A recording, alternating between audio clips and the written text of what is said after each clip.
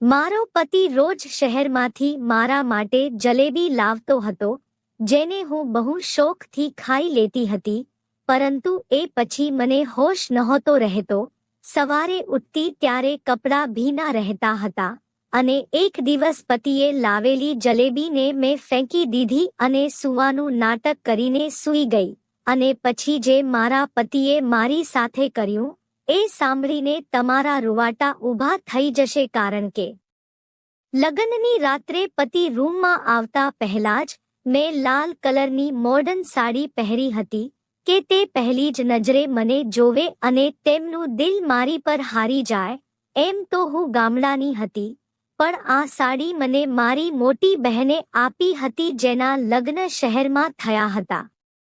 તેણીએ જ મને પતિને કાબૂમાં રાખવાની ઘણી વાતો જણાવી હતી.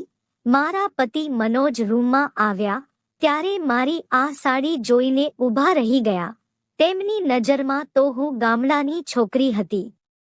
મનોજ સામે મોડર્ન સાડી પહેરીને મને શરમ તો બહુ આવતી હતી, પણ હવે તે મારા પતિ હતા અને મારે તેમનું દિલ જીતવું હતું. મેં હંમેશા લગ્નના સપના ઘણી વખત જોયા હતા અને આજની રાત વિશે ખબર નહીં કેટલી વાર વિચાર્યું હતું. મિલનની ક્ષણ સામે આવી ત્યારે મારા દિલના ધબકારા વધી ગયા હતા.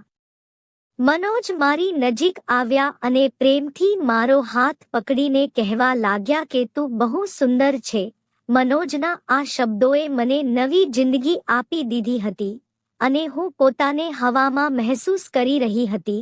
મનોજે ખિસ્સામાં હાથ નાખ્યો તો મને લાગ્યું કે તે મને મોહ દેખાઈની ગિફ્ટ આપશે, પણ મનોજે જ્યારે ખિસ્સામાંથી હાથ કાઢ્યો ત્યારે મને નવાઈ લાગી. તેમના હાથમાં જલેબીની થેલી હતી અને મનોજે પોતે જ તે થેલી ખોલી અને કહ્યું કે લગ્નની રાત્રે સૌથી પહેલા હું તને મારા હાથે જ જલેબી ખવડાવીશ. મનોજની વાત સાંભળીને મારા હોઠ પર સ્મિત આવી ગયું. કહેતા હતા કે મારા માટે ખાસ કરીને શહેરમાંથી જલેબી બનાવડાવીને લાવ્યા છે. મનોજે એ જલેબી પ્રેમથી મારા મોંમાં મૂકી તો મેં પણ ખુશીથી ખાઈ લીધી. તે ખૂબ જ સ્વાદિષ્ટ હતી. મનોજ મારી આંખોમાં આંખો નાખીને મારી સાથે પ્રેમભરી વાતો કરવા લાગ્યા અને મને ખબર નહીં કે હું કેવી રીતે ઊંઘમાં જવા લાગી. થોડી વાર પછી મને હોશ પણ ના રહ્યો. સવારે જ્યારે મારી આંખ ખુલી ત્યારે ઘડિયાળમાં પૂરા 10 વાગ્યા હતા. મારા કપડાં ભીના હતા. હું હેરાન હતી કે આ રાતની રાહ જોવામાં મેં દરેક ક્ષણ ગણી ગણીને વિતાવી હતી. એ રાતમાં હું કેવી રીતે સૂઈ ગઈ. પછી મને મનોજનો વિચાર આવ્યો. ખબર નહીં તે મારા વિશે શું વિચારતા હશે. કપડાં કેવી રીતે ભીના થઈ ગયા હતા. મનોજ રૂમમાં નહોતા. મેં તરત જ મારા કપડાં બદલ્યા અને નાઈ ધોઈને તૈયાર થઈ ગઈ. હું મારા વાળને વળાવી રહી હતી ત્યારે મનોજ રૂમમાં આવ્યા. તેમનો મૂડ ખૂબ જ બગડેલો હતો. કંઈ બોલ્યા પણ નહીં. મેં તેમની સાથે વાત કરવાની કોશિશ કરી તો તે સંપૂર્ણપણે ગુસ્સે થઈ ગયા હતા અને આ વાત મારાથી સહન ના થાય તેવી હતી. મેં વિચારી લીધું હતું કે હું કોઈ પણ રીતે મનોજને મનાવીને જ રહીશ. મનોજના ગયા પછી મારા સાસુ રૂમમાં આવ્યા. મારી આંખોમાં આંસુ જોઈને તેમણે આશ્ચર્ય સાથે પૂછ્યું, શું થયું વહુ? મેં તેમને જણાવી દીધું કે મેં મનોજને નારાજ કરી દીધા છે. તે કહેવા લાગ્યા કે હું હમણાં જ મનોજ સાથે વાત કરું છું. પણ મેં હાથ પકડીને મારા સાસુને રોકી લીધા. તેમણે કહ્યું કે તેમણે મનોજ સાથે કોઈ વાત ના કરે, નહીં તો તે મારાથી વધારે નારાજ થઈ જશે. મારી વાત સાંભળીને તે ચૂપ થઈ ગયા અને કહ્યું કે નાની નાની વાતોને દિલ પર ન લો. થોડા દિવસ મનોજની સાથે રહીશ તો તું તેની આદતને સારી રીતે સમજી જઈશ.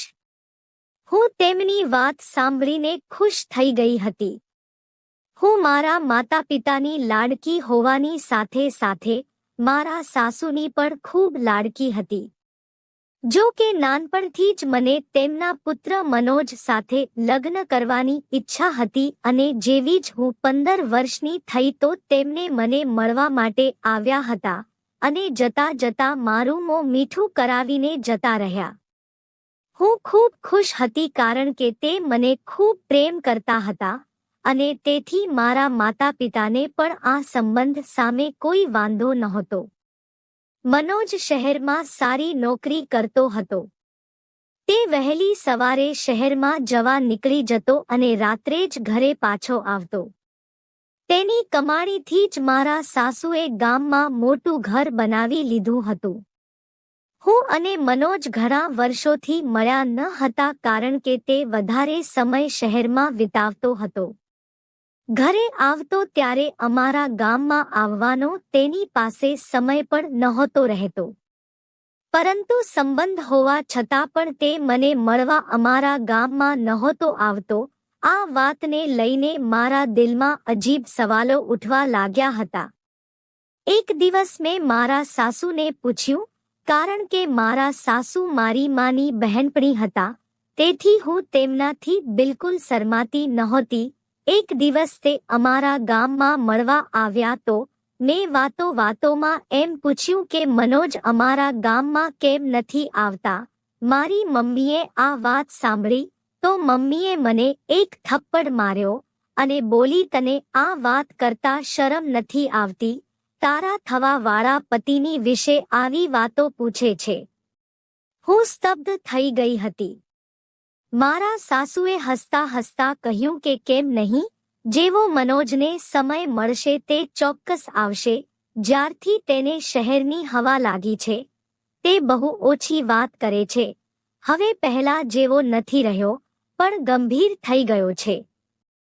તેમની વાત સાંભળીને મમ્મી કહેવા લાગી, જ્યારે છોકરાઓ પર જિમ્મેદારી પડે છે ત્યારે તેઓ આ રીતે ગંભીર થઈ જાય છે. એક મારી દીકરીને જ સમજ નથી આવી રહી. મોં ઉઠાવીને જે હોય તે પૂછી લે છે. મમ્મીએ ગુસ્સામાં એક નજર મારી તરફ કરી તો હું ત્યાંથી ઊભી થઈને મારા રૂમમાં આવી ગઈ. તેમના ગયા પછી પણ મમ્મીએ મને 1000 વાર સંભળાવ્યું. મમ્મી ખબર નહીં શું શું કહેતી હતી. હું તો મારા જ ખ્યાલોમાં મગ્ન હતી. હું એ વિચારીને ખુશ હતી કે મારો થવાવાળો પતિ પણ હીરોની જેમ શહેરી બની ગયો છે. મને શરૂઆતથી જ શહેરમાં રહેવાનો ખૂબ શોખ હતો. તેમણે લગ્ન માટે 1 વર્ષનો સમય આપ્યો હતો અને 1 વર્ષ માત્ર સપના જોવામાં જ વિતાવી દીધું હતું. પણ મને શું ખબર હતી, એક દિવસ મારા બધા સપના ધૂળના ઢગલામાં ફેરવાઈ જશે. થોડા દિવસો પછી મારા અને મનોજના લગ્ન ખૂબ જ ધામધૂમથી થયા હતા. હું મનોજની સાથે લગ્ન કરી વિદાય લઈને તેમના ગામમાં આવતી રહી હતી. મારા સાસુએ મારું ખૂબ જ ખુશીથી સ્વાગત કર્યું હતું, પણ લગ્નની રાત્રે સૂઈ જવાને કારણે મનોજ ખૂબ વધારે ગુસ્સે હતા અને આખો દિવસ તેમને મારી સાથે કોઈ વાત ના કરી. હું આખો દિવસ પાણી વગરની માછલીની જેમ તેમની આગળ પાછળ તડપતી રહી, પણ તેમણે મારી સામે એકવાર જોયું પણ નહીં. આખો દિવસ ઘરના ધાબા પર વિતાવ્યો. અને ગામમાં મહિલાઓને ધાબા ઉપર જવાની મનાઈ હોય છે, એટલા માટે હું તેમની પાછળ પણ ના જઈ શકી. રાત્રે મનોજ પોતે જ રૂમમાં આવ્યા. રોઈ રોઈને મારી આંખો સૂજી ગઈ હતી. તે મારી બાજુમાં બેસીને કહેવા લાગ્યા, મને માફ કરી દે, હું ગુસ્સામાં આવી ગયો હતો. હું તારી પાસે બેઠો હતો અને તું એટલી ગહેરી ઊંઘમાં સૂઈ ગઈ હતી કે મેં ઉઠાડી તો પણ તું ના ઉઠી, એટલા માટે હું ગુસ્સે થઈ ગયો હતો. હું જાણતી હતી કે ભૂલ મારી હતી, એટલે મેં જાતે જ મનોજ પાસે માફી માંગી અને કહ્યું કે હું આગળ ફરિયાદ કરવાનો કોઈ મોકો નહીં આપું. તે ખુશ થઈ ગયા અને મારા લાંબા વાળના વખાણ કરવા લાગ્યા. હું વિચારવા લાગી કે આખો દિવસ આટલો ગુસ્સો કર્યા પછી મનોજ અચાનક આટલા સારા કેવી રીતે થઈ ગયા હતા. મનોજે ફરી એકવાર જલેબી કાઢી અને એમના હાથ વડે મારા મોંમાં મૂકીને કહેવા લાગ્યા કે જલેબી ખાવાથી હોઠ લાલ થઈ જાય છે, તારા સુંદર હોઠ વધારે સુંદર થઈ જશે. તેમના શબ્દોમાં પ્રેમની એટલી બધી મીઠાશ હતી કે હું લાલચોળ થઈને શરમાઈ ગઈ. મનોજ મારો હાથ પકડીને કંઈક કહી રહ્યા હતા, પણ મને થોડો પણ હોશ ના રહ્યો અને થોડી વાર પછી જ હું દુનિયાથી દૂર થઈ ગઈ હતી. એકવાર ફરી મારી આંખ ખુલી તો સવારના 11 વાગી ગયા હતા. મારા હોશ ઉડી ગયા હતા. હું જાણી ગઈ હતી કે મનોજ એકવાર ફરી ગુસ્સે થઈ ગયા હશે. હવે મને સમજાતું જ નહોતું કે મને આવી રીતે આટલી ગાઢ ઊંઘ કેવી રીતે આવી શકે છે. મારા કપડાં પૂરેપૂરા ભીના હતા અને મને ઠંડી લાગી રહી હતી. હું ઝડપથી નાઈ ધોઈને તૈયાર થઈ ગઈ અને જ્યારે હું રૂમમાંથી બહાર આવી ત્યારે રૂમની બહાર મારા પતિ ગુસ્સામાં મારા સાસુને કહી રહ્યા હતા કે તમે મારા લગ્ન એવી છોકરી સાથે કરાવી દીધા છે, જેને ઊંઘવા અને ઉઠવાની કોઈ સમજ નથી. હું કેવી રીતે આની સાથે આખી જિંદગી વિતાવી શકું? આને એ પણ ખબર નથી કે ગામડાની મહિલાઓ સવારે વહેલા ઉઠીને ઘરના કામકાજ કરે છે. તમે સવારથી ઉઠીને ઘરના કામો કરો છો અને તે મહારાણીની જેમ સૂઈ રહી છે. અને જો આવું જ રહ્યું તો હું લાંબો સમય તારી પ્રિય વહુને મારા ઘરમાં સહન નહીં કરી શકું. મનોજના આ શબ્દો સાંભળીને હું ગભરાઈ ગઈ. હું કલ્પના પણ નહોતી કરી શકતી કે મારા પતિ આટલા કડક હશે. આની આગળ વાતો સાંભળવાની મારામાં હિંમત ન હતી. હું ચૂપચાપ રીતે રસોડામાં જતી રહી હતી. મારા સાસુ સાચે જ સવારથી જ કામમાં લાગ્યા હતા, કારણ કે રસોડું પણ સંપૂર્ણ સ્વચ્છ હતું અને બપોરનું જમવાનું પણ તૈયાર થઈ ગયું હતું. હું મનોજની સાથે સાથે મારા સાસુની નજરમાં પણ ખરાબ થઈ રહી હતી. મને સતત મારી જાત પર ગુસ્સો આવતો હતો. ખબર નહીં મને શું થઈ ગયું હતું. હું આખા ઘરનું ગોળ ચક્કર લગાવીને આવી ત્યારે તે બધા કામ કરી ચૂક્યા હતા અને કદાચ આ કારણે મનોજ હદથી વધારે ગુસ્સે હતા. તે ફરીથી ધાબા ઉપર જતા રહ્યા હતા, કારણ કે તેમને સારી રીતે ખબર હતી કે હું તેમની પાછળ ધાબા ઉપર નહીં જઈ શકું. હું આખો દિવસ રડતી રહી, એ ખુશી માટે જેના માટે મેં આખું વર્ષ રાહ જોઈ હતી. હું હજુ સુધી તેમનાથી દૂર હતી. ન તો મનોજનો સાથ પૂરેપૂરો નસીબ થયો હતો કે ન તો તેમના દિલમાં જગ્યા બનાવી શકી હતી અને મનોજના શબ્દોએ મને સારી રીતે એ વાત જણાવી દીધી હતી કે જો મારાથી કોઈ ભૂલ થશે તો તેમને મને ઘરમાંથી કાઢી મૂકશે. મારા ગામમાંથી મારી મમ્મીના વારંવાર ફોન આવતા હતા. મમ્મી કહેતી હતી કે 1 અઠવાડિયા માટે અમારા ઘરે આવીને રહી જા. વિધિ પ્રમાણે લગ્ન પછી દીકરી 1 અઠવાડિયા માટે તેના પિયરમાં રહેવા માટે આવે છે. હું બિલકુલ જવા માંગતી ન હતી, કારણ કે મનોજ પહેલેથી જ મારા પર નારાજ હતા. આવી સ્થિતિમાં જો હું તેમને છોડીને મારી મમ્મીને ઘરે જતી રહેતી તો કદાચ તે ક્યારેય મારી સાથે વાત ના કરતા. રાત્રે મનોજ રૂમમાં આવી ગયા. મને આશ્ચર્ય થયું કે તે અચાનક સારા કેવી રીતે થઈ ગયા. મારી પાસે બેસીને પોતે જ પૂછવા લાગ્યા કે તારી મમ્મીનો ફોન કેમ આવ્યો હતો. મેં બધી વાત જણાવી દીધી તો કહેવા લાગ્યા કે સારી વાત છે, તું તારા પિયરમાં જઈ આવ, નહીંતર મમ્મી કહેવા માંડશે કે મેં ના પાડી હતી. મારી નોકરી પણ આવતીકાલથી શરૂ થઈ રહી છે. હું પણ વહેલી સવારે શહેરમાં જઈશ તો રાત્રે જ ઘરે પાછો આવીશ. તું ત્યાં 1 અઠવાડિયું રહીને આવી જજે અને મમ્મીને પણ તારી સાથે લઈ જા. મને મનોજથી આ રીતે દૂર રહેવાનો ભરોસો ન હતો. મારામાં એટલી હિંમત ન હતી કે હું આગળ તેમની વાત સાંભળી શકું એટલા માટે હું ખુશી ખુશી રાજી થઈ ગઈ. મનોજે ફરી જલેબી કાઢીને પોતે જ મારા મોંમાં નાખી દીધી અને કહેવા લાગ્યા, તું આને ઝડપથી ખાવાને બદલે આરામથી ખાવાનું રાખ. આ શહેરના પ્રખ્યાત હલવાઈની છે. તેનાથી તારા હોઠ રેડ થઈ જશે અને ખૂબ જ સુંદર દેખાશે. હું મનોજને આ રીતે બદલાતા જોઈને ખૂબ જ પરેશાન હતી. તે જેટલા કડક હતા એટલા જ પ્રેમાળ પણ હતા અને તેમનું ગુસ્સે થવું તે બરાબર હતું. મારી ભૂલને કારણે તે ગુસ્સે હતા. મનોજ કહેવા લાગ્યા કે હું મમ્મીને કહીને આવું કે તારે કાલે તારા ગામ જવાનું છે, મારી રાહ જોજે. મનોજની વાત સાંભળીને હું હસી પડી.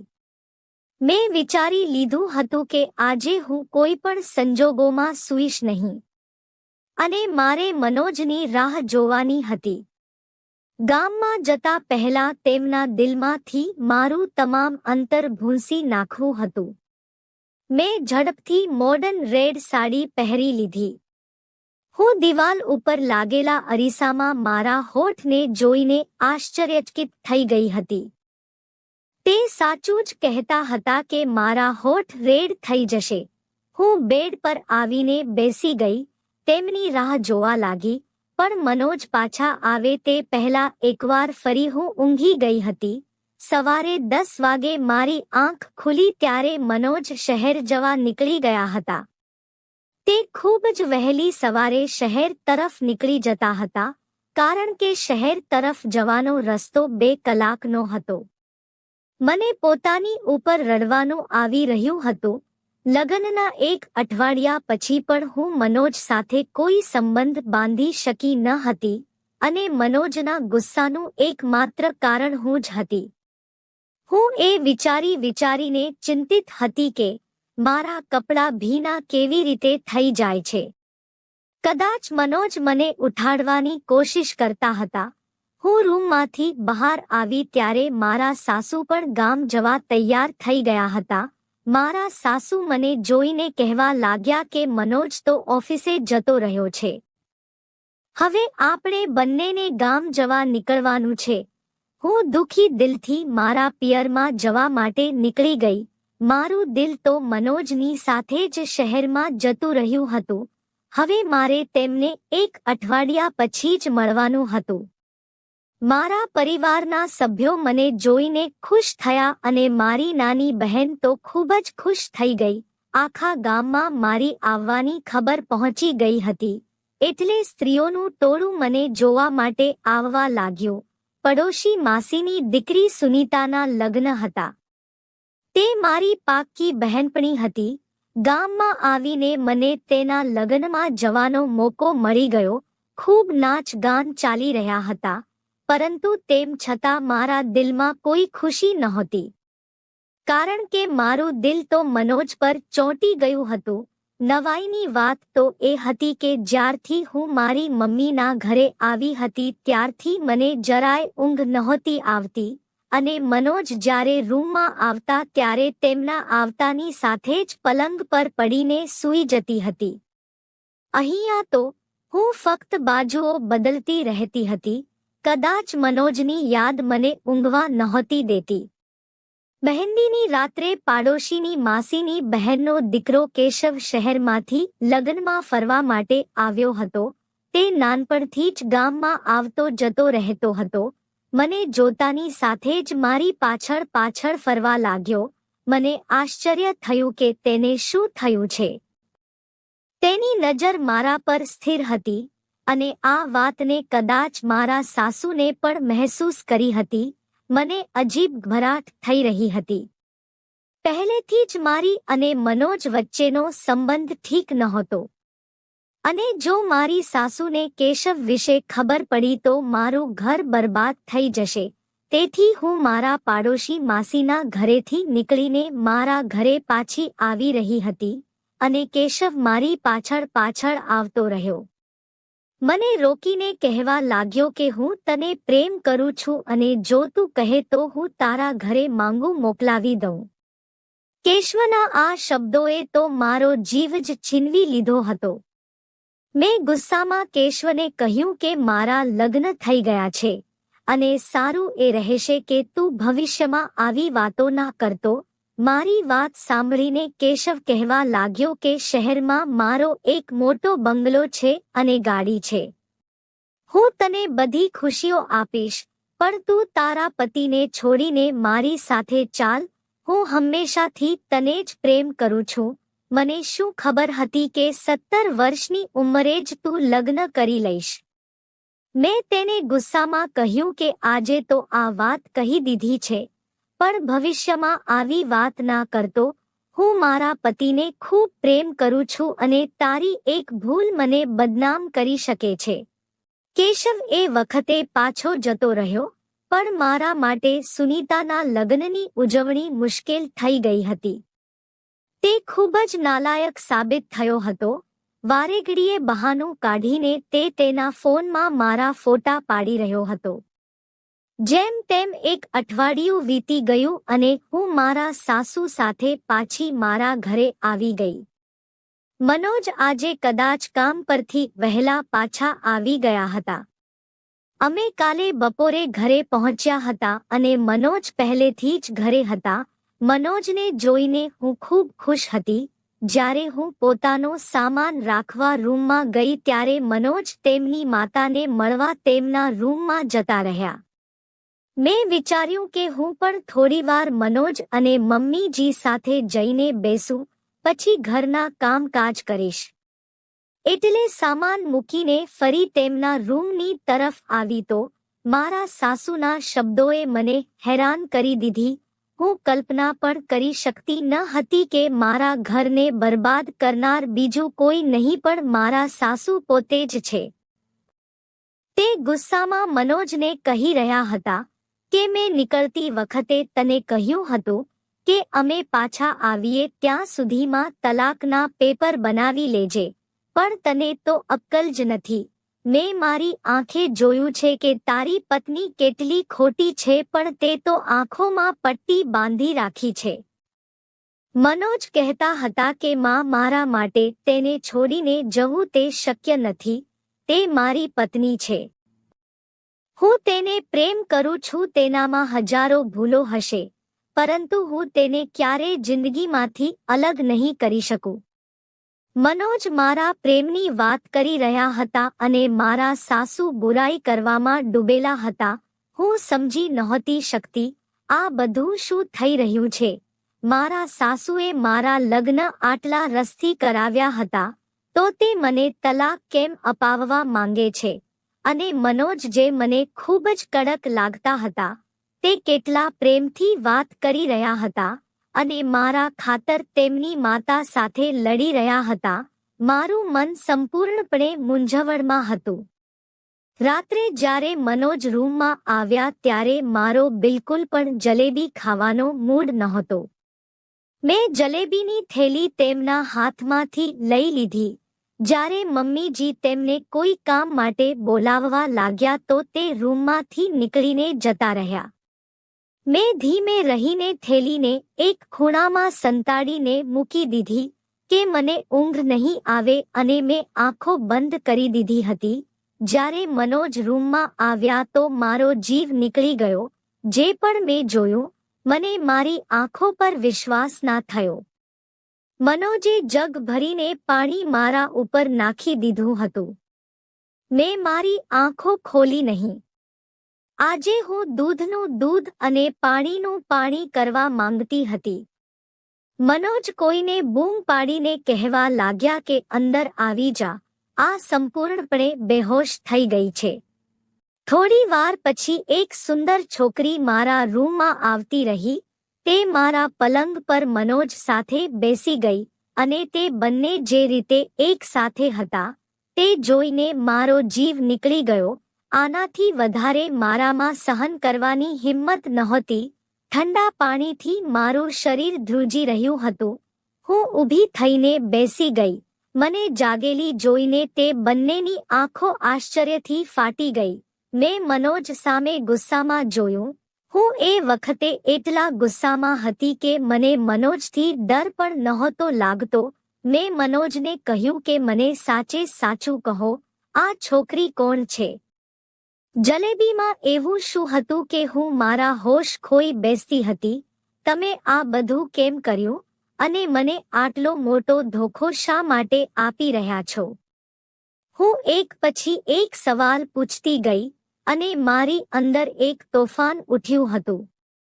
મનોજ માથું નમાવીને કહેવા લાગ્યા કે આ છોકરી તેમની પત્ની છે અને તેની સાથે લગ્ન કરીને 2 દિવસ પહેલા જ ગામમાં આવ્યા હતા.